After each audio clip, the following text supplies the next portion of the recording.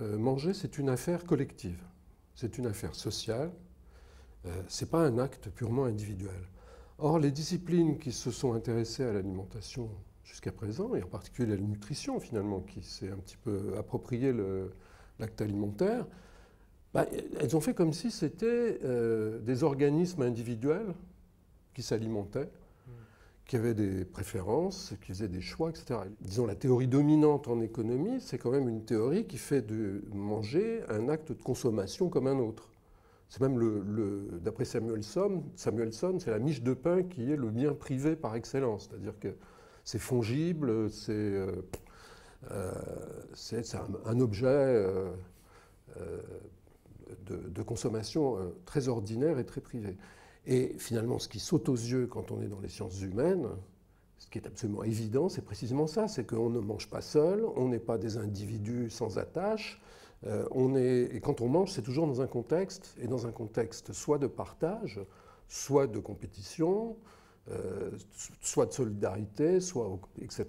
C'est-à-dire que c'est un acte qui est fondamentalement social et collectif. Vous avez expliqué par les insectes au Mexique que les individus ont des préférences et font des choix en question d'alimentation.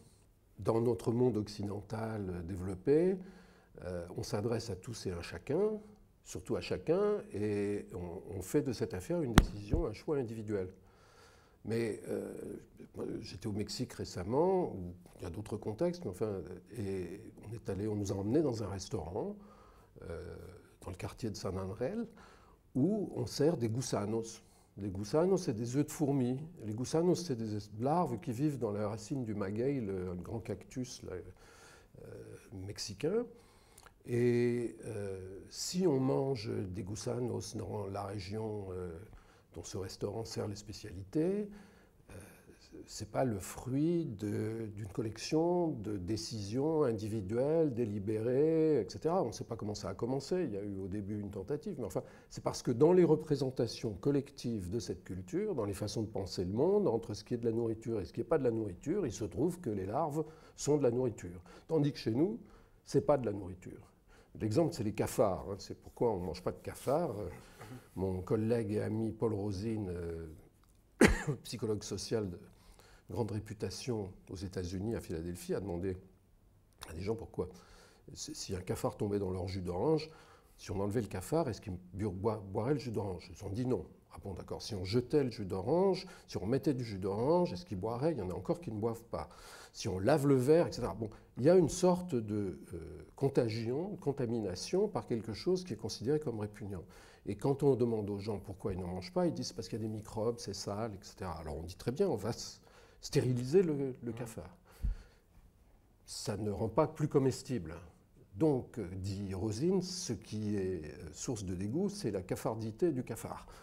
Et donc un trouble de la classification de notre culture, ce n'est pas de la nourriture. Et donc ça veut dire que nous sommes gouvernés par d'autres choses que des décisions purement individuelles, et que si nous avons des préférences, elles sont en partie structurées, déterminées par des représentations collectives qui appartiennent à la culture de la société dans laquelle nous vivons. L'alimentation, c'est un déterminant majeur, et ce qui fait qu'après, on est dans une interaction sociale, en fait. Les rapports que nous avons avec les autres, la présence des autres, tout ça est en effet un des déterminants majeurs de notre comportement alimentaire. Or, on fait comme si le comportement alimentaire ne résultait que de la connaissance rationnelle, de la délibération et de la décision et du choix. Alors ça, le choix, c'est le grand mot. Mais ce n'est pas comme ça que ça fonctionne. Si on mange à 12h30 en France, il y a la moitié de la population qui mange, on y reviendra. Ce n'est pas non plus uniquement une collection de choix individuels et rationnels. C'est parce que c'est l'heure de manger. Et que ça, c'est une représentation sociale et une norme. La question de l'individualisation qui est la caractéristique générale des civilisations, on dirait occidentales, mais du monde développé, disons. Il y a un processus d'individualisation croissante, d'autonomisation. Pourquoi est-ce qu'on préfère manger à plusieurs et qu'est-ce que c'est que de manger seul? Alors là, le paradoxe, c'est qu'on a une illustration où deux personnes mangent seules. C'est une illustration d'un aphorisme de Brillat-Savarin qui dit « Dis-moi ce que tu manges et je te dirai qui tu es ». ce que tu es. Donc on voit bien que monsieur à droite mange, se porte bien, a les joues roses et mange abondamment, et que l'autre il est tout coincé, penché en avant, etc. Bon. La raison pour laquelle il y a un rapprochement qui se produit quand on mange ensemble, c'est que si on mange la même chose, on fait la même chair et le même sang. On produit un peu du semblable. Donc on se rapproche, on est ce qu'on mange. Dans toutes les cultures, on a un dicton qui dit, en gros, on est ce qu'on mange. Manist was manist, you are what you eat. Bon. Et là, on a en même temps des gens qui mangent seuls, qui s'individualisent, et d'une certaine manière, c'est un peu à l'image de ce qui se passe dans les sociétés développées, où il y a une croissance de l'autonomie, une croissance qu'on a connue dans des tas d'autres domaines de la vie sociale et individuelle, c'est-à-dire que commence par autonomiser, je ne sais pas, dans le choix de la carrière. On va avoir des déterminismes familiaux, collectifs, etc., qui vont s'atténuer, et puis on va décider soi-même de son sort, de son avenir, etc. On va avoir une autonomisation dans le choix du conjoint, l'amour, etc. Et voilà que, dernière arrivée, tout ce qui concerne la santé, les soins corporels, etc., mais par-dessus tout l'alimentation. Or, si on est ce qu'on mange et qu'on a le choix de ce qu'on mange et qu'on s'autonomise sur ce qu'on mange, ça devient une question cruciale qu'on se pose sans arrêt, alors qu'auparavant, finalement, on était gouverné par des usages, des règles, etc. Et ça, c'est cette histoire de l'autonomie, c'est la grande question finalement de l'Occident. Si nous sommes ce que nous mangeons, nous voulons savoir ce que nous mangeons pour savoir ce que nous sommes. Or, et c'est là le grand paradoxe des sociétés contemporaines, le grand problème, c'est que les gens déclarent de plus en plus, depuis des décennies maintenant, qu'on ne sait plus ce qu'on mange. On ne sait plus ce qu'on mange. Pourquoi? Parce que ce qu'on mange est transformé par l'industrie. Ce qu'on mange provient de plus en plus d'ailleurs, non plus des écosystèmes locaux. D'une certaine manière, la nourriture est devenue disponible à volonté, beaucoup plus facilement qu'auparavant, et plus mystérieuse, plus inconnue, et peut-être plus menaçante qu'auparavant. L'individualisation, c'est un processus qui est très ancien. Durkheim, l'un des pères fondateurs de la sociologie, disait que c'est un processus qui commence dans la nuit des temps, on n'a pas de date pour le faire commencer, mais ce qui est vraiment frappant, c'est qu'il y a un certain nombre de phénomènes qui ont contribué à l'accentuer. Par exemple, la nutrition, le regard de la science et de la médecine sur l'alimentation. On va voir que historiquement, c'était une affaire religieuse. Hein, c'était les jours de maigre dans le monde chrétien qui déterminaient la frugalité ou pas des repas. Il y avait jusqu'à, si je me souviens bien, sous l'Ancien Régime, jusqu'à 160 jours de maigre dans l'année. On en a encore quelques restes. Hein, dans les cantines scolaires, on sert toujours du poisson le vendredi. Mais c'est passé de plus en plus, ça s'est médicalisé. Et en se médicalisant, finalement, ça s'est individualisé parce que la nutrition, en nous mettant face à notre alimentation, calories, nutriments, prescriptions, prohibitions, conseils, etc., nous a rendus responsables individuellement, tous et chacun, de nos choix alimentaires, de nos pratiques alimentaires. Mais liberté, normes à profusion, mais j'ai l'impression qu'il y a une cacophonie générale sur ces histoires de nutrition et de nourriture. Toute cette situation d'autonomisation, d'individualisation, d'industrialisation, de transformation croissante de nos aliments, tout ce processus aboutit à constituer une sorte de cacophonie générale.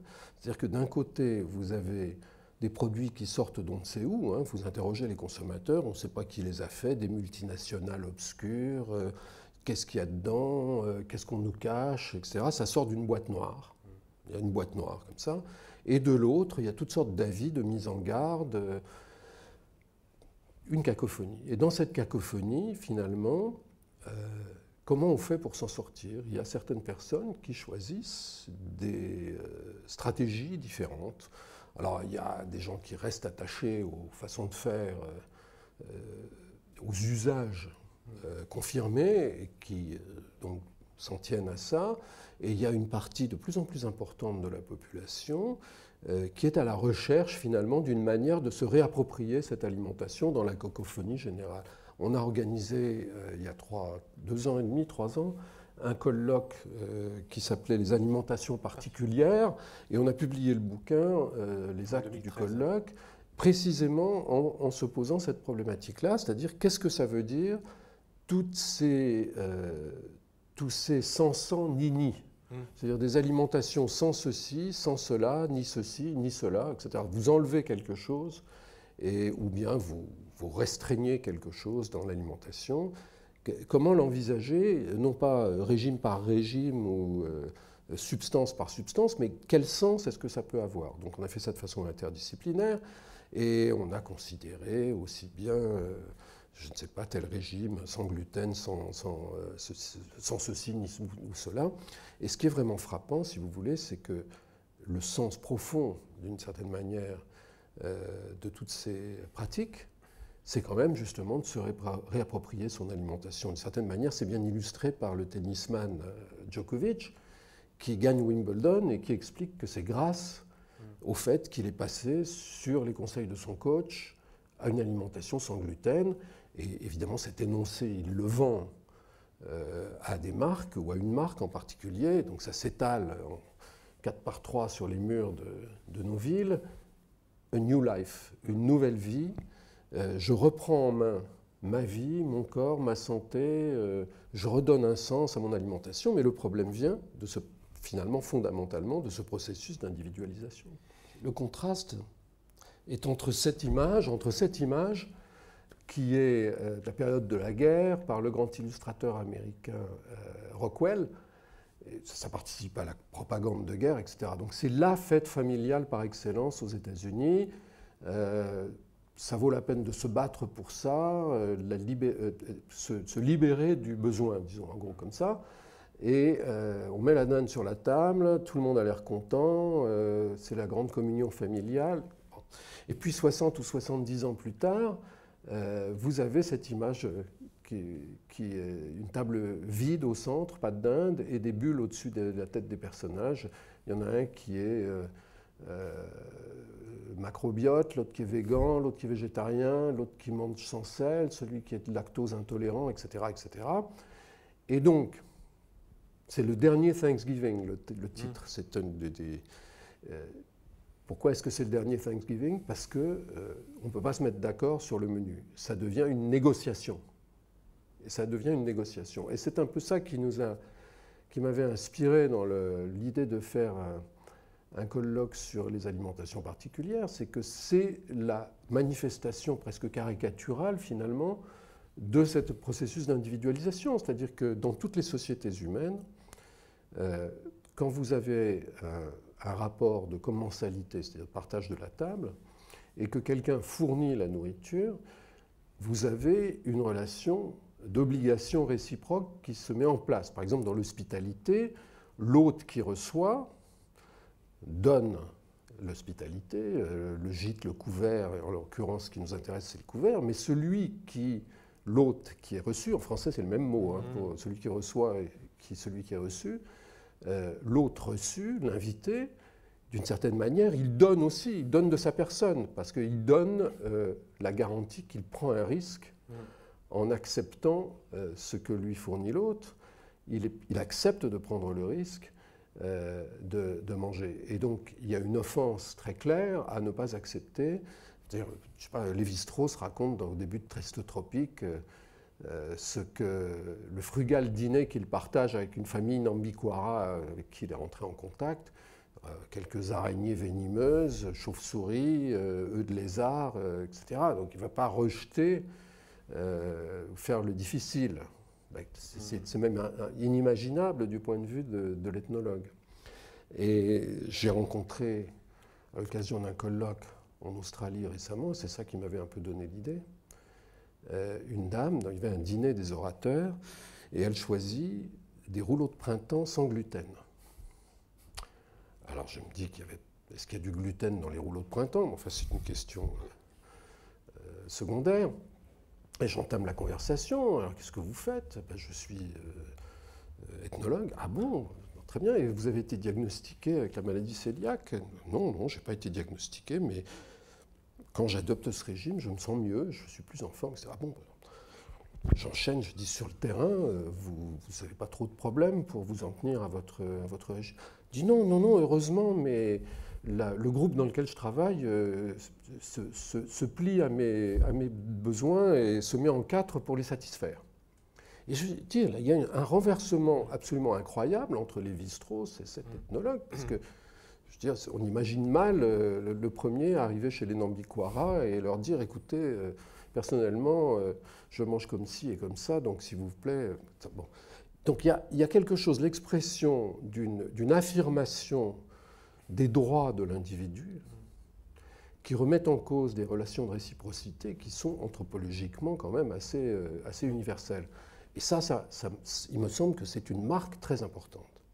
Mais, et c'est là que ça devient très intéressant, je trouve, c'est que ces manifestations-là, elles sont très différenciées suivant les cultures, y compris les cultures occidentales. C'est-à-dire que ce dernier Thanksgiving-là, c'est quand même un phénomène qui est beaucoup plus manifeste aux États-Unis ou dans le monde anglophone qu'en France.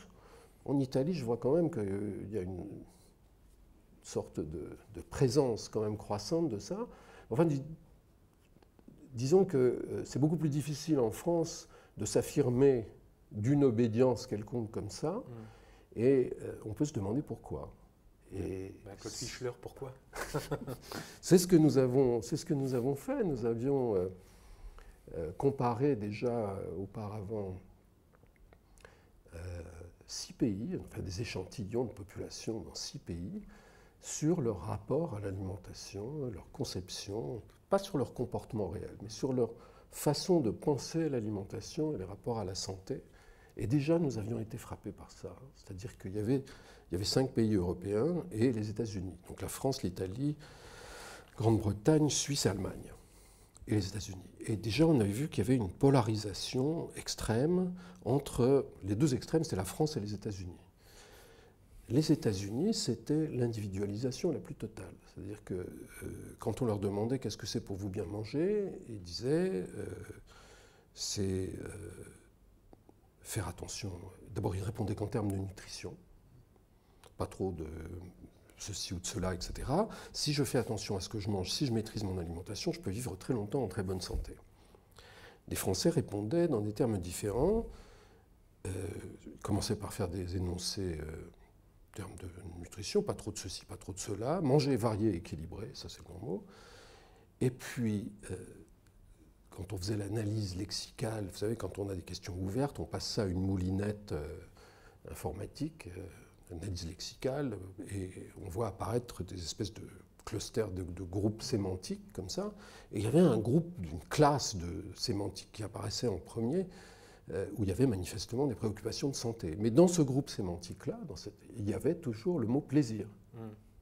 Donc dans le discours français, il y a l'idée que manger est un acte qui implique une certaine gratification, un plaisir, mais à une condition, qu'on la voit immédiatement apparaître, c'est que ce plaisir soit partagé. Donc on voit très bien les particularités du système alimentaire français. On voit par exemple que les rythmes alimentaires sont très marqués en France, ils sont beaucoup plus marqués qu'ailleurs. Ce que vous voyez ici, c'est le pourcentage de personnes qui sont en train de manger, données de l'INSEE ou de l'équivalent britannique, analysé par Thibaut de Saint-Paul. En bleu, nous avons la France, et puis en bas, vous avez le pourcentage de gens qui sont en train de manger, et en bas, les heures de la journée. Et ce que vous voyez, c'est que la ligne bleue montre d'abord 3 pics très très clairs, surtout le déjeuner et le dîner. Le pic du milieu et le pic du soir, c'est le déjeuner et le dîner. Et ce que vous voyez, c'est qu'à 12h30, vous avez 54,1% des Français qui sont en train de manger, et que le pic le plus élevé de la ligne rouge, de la courbe rouge, qui est la courbe britannique, c'est à 13h10, un peu plus tard, mais ça n'est que de 17,6%. C'est-à-dire que les prix alimentaires des Britanniques sont répartis pratiquement tout au long de la journée, de façon très aplatie, alors que les Français ne mangent pas entre les repas et font des pics incroyablement différenciées aux heures des repas. C'est des données d'une robustesse frappante, toutes les enquêtes montrent ça, européennes ou autres. On se distingue, les Français, de nos voisins, y compris de voisins qui nous ressemblent le plus, par ces horaires extrêmes. Et évidemment, si on mange à la même heure, ça veut dire qu'il y a de fortes chances qu'on mange avec les autres, avec quelqu'un d'autre. Alors on va aussi essayer de répondre à la question, est-ce que demain on va manger ensemble? Bon, on a vu, c'est une question de temps, c'est une question de lieu, et je vous reprends, hein, c'est une question de syntaxe. Parce qu'il y a quelque chose de très intéressant dans l'alimentation et ce partage, c'est qu'il y a une alimentation chez nous communion, et vous appelez aussi une alimentation contractuelle. Mais en tous les cas, une alimentation, dans ces deux cas, où on partage, on le fait ensemble. Ça, c'est en effet fondamental. C'est-à-dire, quand on a fait la comparaison entre les Américains et les Français, on a vu ça. On a vu que d'un côté, il y avait ce repas qui était vécu, en effet, comme une communion, et on pourrait presque dire qu'il y a implicitement le modèle eucharistique. Donc on est dans une tradition culturellement catholique, et il y a cette présence très forte. Évidemment, si ceci est ma chair, ceci est mon sang, je ne vais pas faire le difficile pour savoir si, vous savez, est-ce qu'il y a du gluten dans l'hostie. Enfin, c'est des questions qui se posent, hein, mais voilà. De l'autre côté, du côté américain, c'était vraiment très frappant. On voyait que, c'est l'exemple du dernier Thanksgiving, on voyait que le repas devenait une occasion de négociation.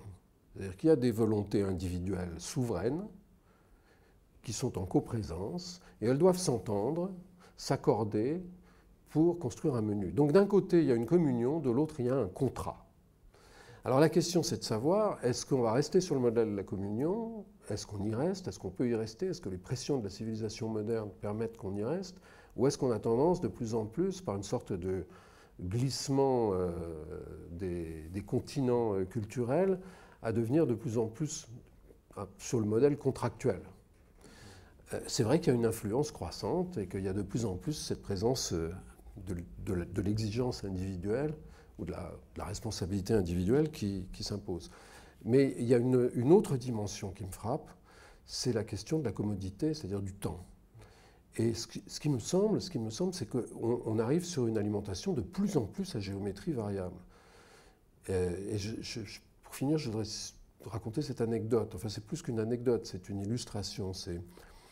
Il y a un entrepreneur californien qui a mis au point, un ingénieur, et il a décidé de considérer le problème de l'alimentation en ingénieur, et il a dit je vais voir de quoi nous avons besoin pour vivre et pour être en bonne santé, et je vais essayer de le synthétiser, disons, enfin de le réunir dans un seul.